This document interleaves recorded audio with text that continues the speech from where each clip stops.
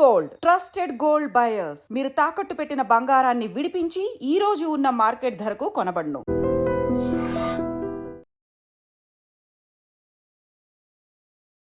నమస్కారం, welcome to I dream ధర్మ మార్గం విత్ విజిత కార్యక్రమానికి స్వాగతం.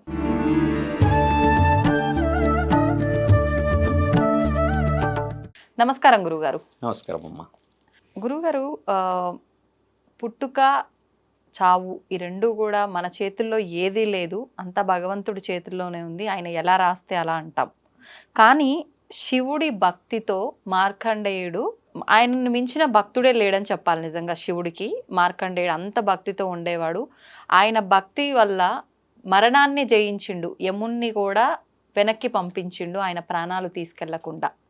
అంటే దీన్ని మనం ఎలా అర్థం చేసుకోవచ్చు? మన ప్రాణాలు మన చేతుల్లోనే లేవు, ఏది ఎలా ఏ టైంకి డిసైడ్ చేయబడిందో అది అలా జరగాల్సిందే, మనం మార్చలేము అని అంటారు. మరి దీన్ని గురించి మనం ఏం అర్థం చేసుకోవచ్చు అంటారు? మార్కండేయ మహారాజు గురించి మీరు అన్నట్టుగా కొంచెం మెల్లిగా వస్తాం, యముడి గురించి కూడా మంచిగా మెల్లిగా వస్తాం. మానవ శరీరం గురించి మాట్లాడుకుంటే ఏమవుతుందంటమ్మా, ఇప్పుడు నలుగురు ఐదుగురు మనం నిలబడ్డాం అంటే మానవుడు, మానవ శరీరాలు అంటారు కదా. మానవుడు అన్న పేరు ఎలా వచ్చిందంటే అమ్మ శివుడు నుంచి వచ్చింది. శివుడు ఆయనకు ప్రతిరూపమే మానవుడు. ఇది నిజం. ఎలా నిజమైంది, ఎలా రుజువు చేయబడ్డదని కూడా మాట్లాడవచ్చును. ఒక సందర్భంలో మీకు గతంలో చెప్పినట్టుగానే సృష్టిలో అమ్మ ఒక శరీరం నుంచి ఒక శరీరం పుట్టకపోయేది, ఒక శరీరం నుంచి ఒక శరీరం పుట్టకపోయేది. అంటే ఇప్పుడు ఏదైతే ఇప్పుడు తల్లి గర్భం నుంచి వచ్చడం చేయడం అనేది లేదు. ఆ సందర్భం చెప్పాము. కేవలం ఒక తత్వాన్ని తండ్రి వేడి చేసి, అంటే అగ్నిలింగంలో తండ్రి వేడి చేసి, ఆ వేడికి ఒక పరిపూర్ణమైన స్థితి వచ్చాక ఆ అగ్నిలింగంలో నుంచి తండ్రి తీసుకెళ్ళి ఆత్మలింగంలోకి వేయడం. ఆ ఆత్మలింగంలోకి వేసిన తర్వాత ఆత్మ పరిపూర్ణమైన స్థితికి వచ్చిన తర్వాత ఇక్కడ 3 తరాలు ఉంటాయమ్మ. మనిషి పుట్టక ముందుకుండే తరం చెప్తున్నాం మీకు. అగ్నిలింగం అనేది ఆత్మ పుట్టుకకి కారణం, ఆత్మ పుట్టడానికి మాత్రమే కారణం. ఈ అగ్నిలింగంలో ఫిల్టరైజేషన్ కొన్ని రోజులు అయిన తర్వాత దాన్ని తీసుకెళ్ళి ఆత్మలింగంలోకి వేస్తాడు.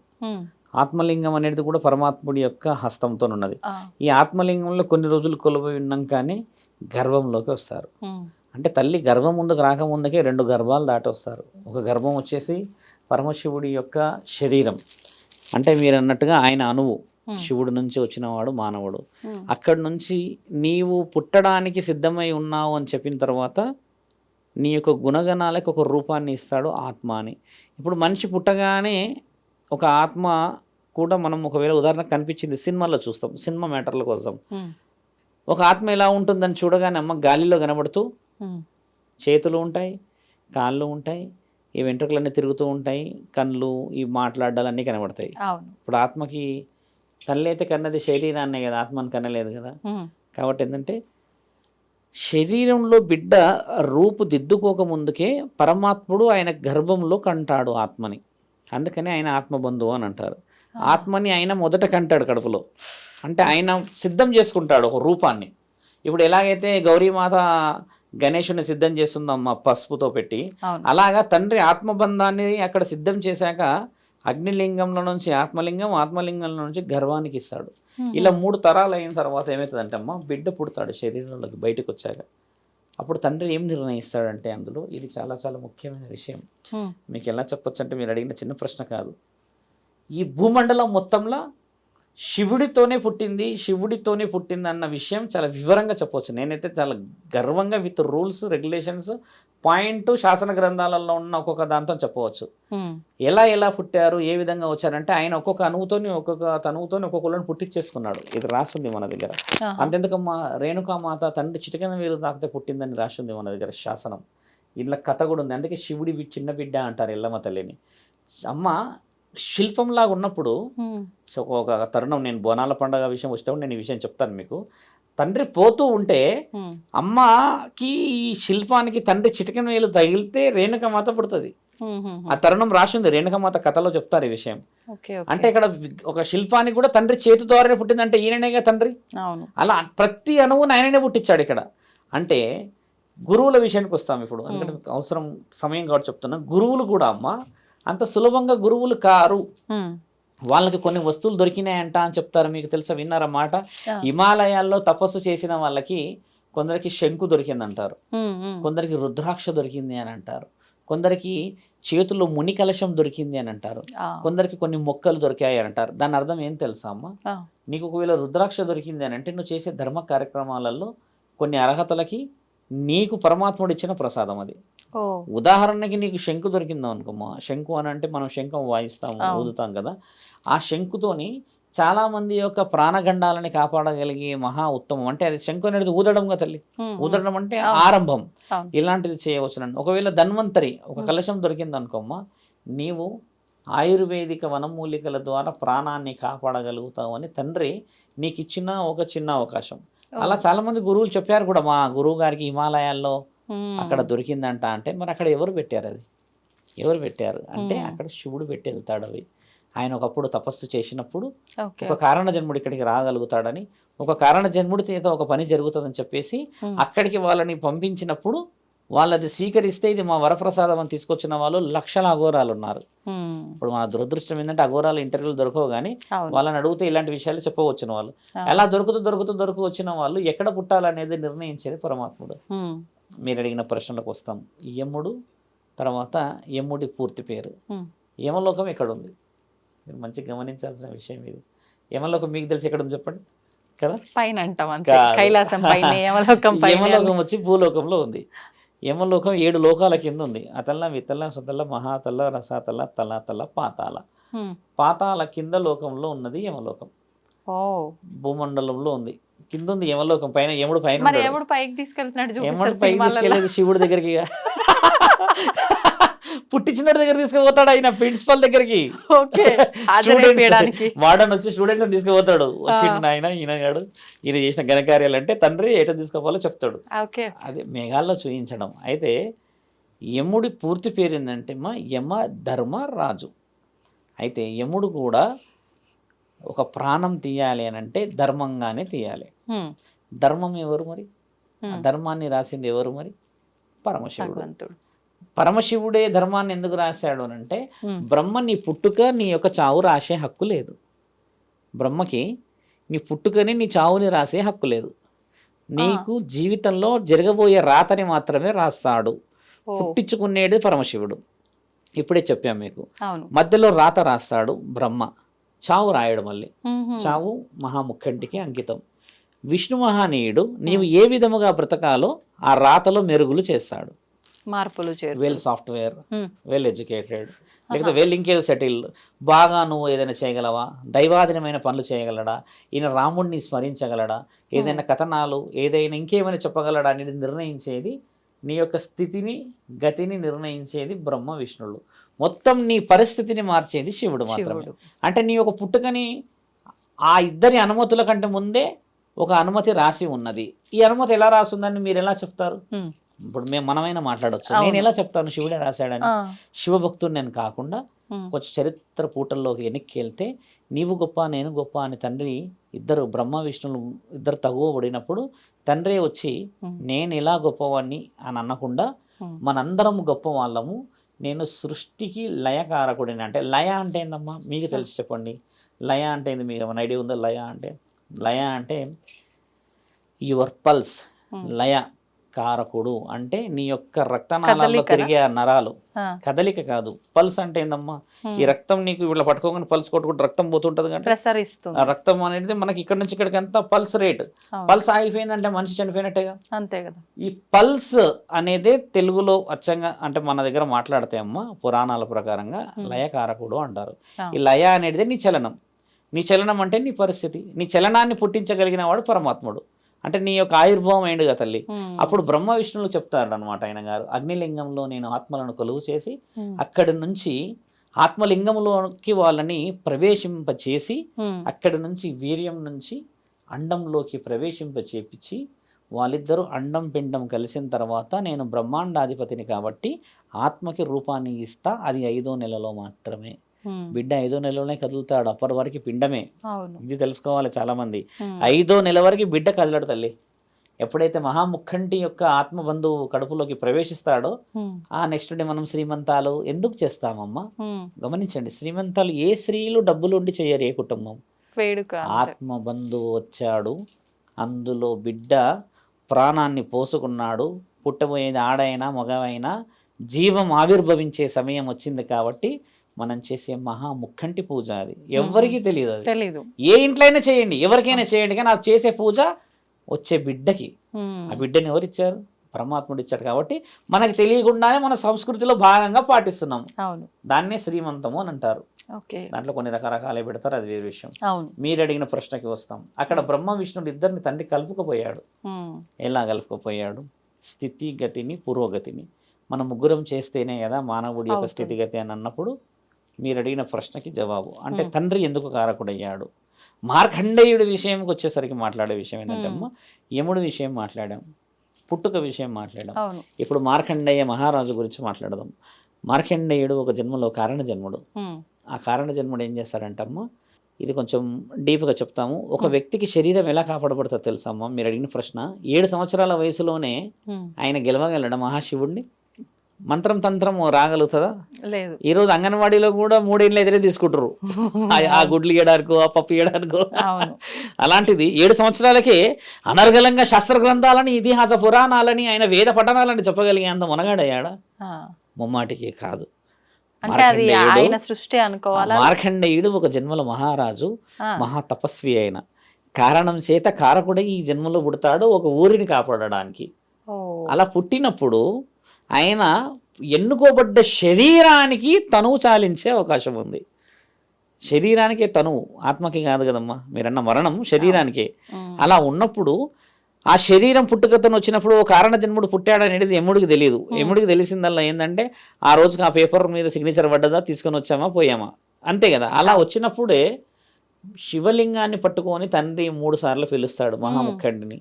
ఆయన గారు వచ్చి, అలా ఎలా నీవు నేను ఇచ్చిన ఒక ప్రాణాన్ని ఆపుతావు యమా అని తండ్రి కైలాసం నుంచి విసురుతాడంట త్రిశూలాన్ని.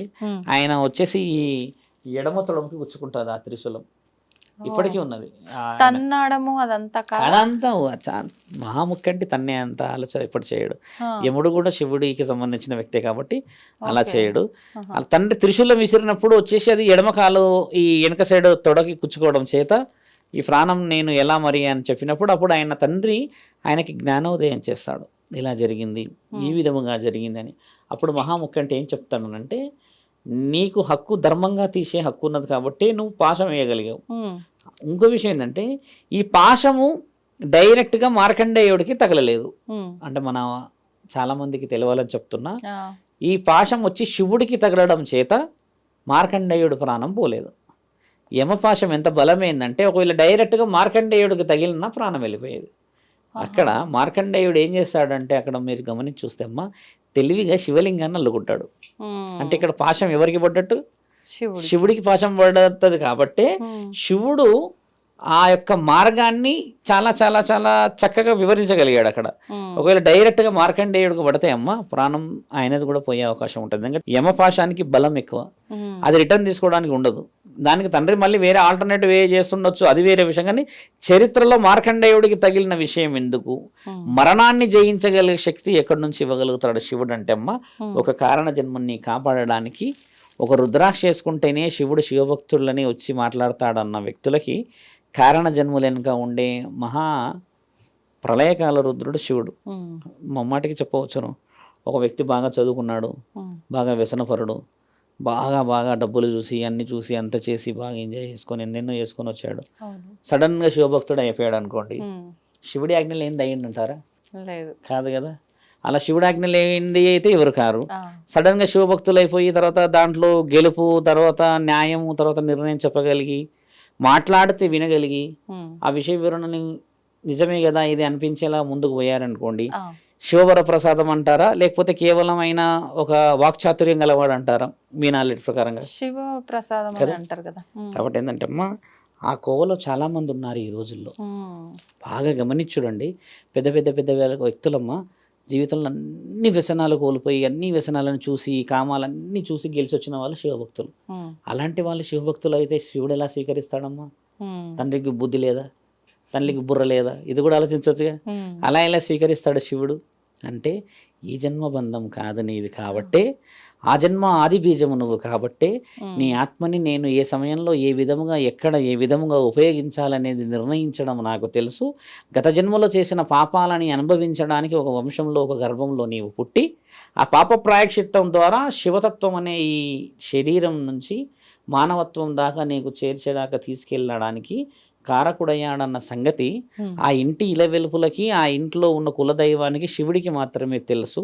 అలా ఈ రోజుల్లో లక్షల కారణ జన్మలు ఉన్నారు. ఓకే, బాగా గమనించాల్సిన విషయం శివతత్వం మీద చెప్తున్నట్టమ్మా. శివుడి వ్యూహం తెలుసుకోవడం మానవ శరీర తరం కాదు.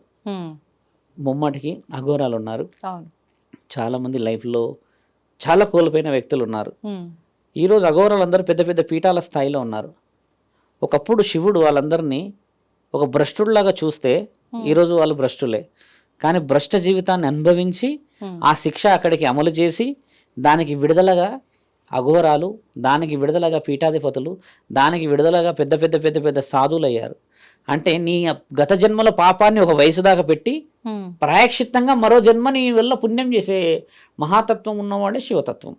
ఈ వ్యూహం తెలుసుగా. ఎంతెంతమంది శివుడి గురించి మాట్లాడతామా అంటే లైవ్గా ఎందుకు చెప్పొచ్చు అంటే శ్మశాన నివాసి ఆయన శ్మశాన నివాసం అవసరమా? ఆయన కూడా మంచిగానే మీరు అన్నట్టుగానే అన్ని విలాసవంతమైన గడపవచ్చు కదా. ఎందుకు గడపడు అనంటే శివుడు ధర్మం వైపు ఉంటాడు కాబట్టి ధర్మానికి ఎక్కడ కూర్చుంటే అది పరుపు. గమనించాల్సిన విషయం ఇది. శివుడు శిక్షలు ఎందుకు వేస్తాడు, శివుడి ఆజ్ఞ లేనిది చీమ ఎందుకు కుడుతుంది, ఆయన ఆజ్ఞ లేనిది ప్రాణం ఎందుకు పోతుంది అని అన్న కొందరు వ్యక్తులకు చెప్పేది ఏంటంటమ్మా, నీకు తెలిసినది న్యాయం ధర్మం అనేది నిజముగా జరిగినదా జరగలేదా అని నీ మనస్సాక్షికి తెలుసు కదా. నువ్వు దొంగ చేసావా, దొంగతనం చేసావా, వ్యసనపరుడువా, లేకపోతే ఎవరన్నా మోసం చేసావా, అప్పులు ఇచ్చిన వాడిని మోసం చేసావా అని చెప్పేసి తెల్లబట్టలు వేసేసుకొని ఒళ్ళంతా బంగారం వేసుకుంటే సరిపోదు. అసలైన తత్వాన్ని చూసిన వాడు పైన ఉంటాడు కదా, ఆయన వేస్తాడు చూడమ్మా శిక్షలు. కాబట్టి ఆయన నిర్ణయాలతోనే జరుగుతాయి జీవితాలు. ఇక్కడ శివుడికి చెప్పిన విషయంలో మీరు అన్నట్టుగానే మార్కండేయుడి విషయం కాదు, ఇప్పటికీ కూడా లక్షల కుటుంబాలు కాపాడబడుతున్నాయి అని అంటే ఇంకా పుణ్యం ఉన్నది అని అంటే ఏ జన్మలో చేసిన మన పుణ్యాలే మనని చూపిస్తున్నాయి. ఈ రోజు విశ్వవస్తు సంవత్సరం ఇది మీకు తెలిసిందే. ఈ సంవత్సరంలో అమ్మ మనం మొదట పంచాంగం చెప్పినప్పుడు భూకంపాలు ఎక్కువ వస్తాయని నేను అన్నప్పుడు ఏమైందంటే కొంతమంది కామెంట్లో అంత సీన్ లేదులేండి ఈయనకి ఏదో తెలుసు కదా అని అన్నారు కదా. ఈరోజు మే, ఇప్పుడు కూడా బయట వర్షమే పడుతుంది. మేలో వర్షాలు పడడం మనకు సహజంగా లేదు ఎక్కువ శాతంగా. జూన్లో 12, 13 తారీఖు తర్వాత ఋతుపవనాలు చురుకుగా కదులుతాయి కదా. ఇప్పుడు ఇలా అకాలంగా వస్తున్నాయి అంటే దీని అర్థం ఏం తెలుసా అమ్మ, ఇక్కడ చెడు పెరిగిందని ఒకళ్ళు అన్నారు, కొందరు అన్నారు దేశాల మధ్య యుద్ధాలు జరుగుతున్నాయని కొంతమంది అన్నారు, ఇంకా ముందు ఆడపిల్లలకు రక్షణ లేదు అన్నారు కదా. ముమ్మాటికి ఇక్కడ ఏమవుతుందంటే అమ్మ, ఇప్పుడు మీరన్న విషయంలో ఫిల్టరైజేషన్ జరుగుతుంది ఇప్పుడు సొసైటీలో. ఫిల్టరైజేషన్ ఇప్పుడే జరగాలి. పాపం చాలా పండింది కదా, హద్దు వద్దు లేదు కదా. కాబట్టి ఇక్కడ ఎవరెవరిని ఏమేమి చేయాలనేది ఫిల్టరైజేషన్ జరుగుతుంది. ఇప్పుడు ఈ జనరేషన్లో ఇంకా 6-7 నెలల్లో అమ్మ చాలా భూకంపాలు ఉన్నాయి. ఈ భూకంపాలు ఉన్నాయి అని అంటే మనం చేసిన తప్పిదాల వల్లే వస్తున్నాయి అని అంటే వీటిని చేయిస్తుంది ఎవరు మరి? భూకంపం ఆగడానికి నువ్వు హోమం ఏదైనా చేసావా?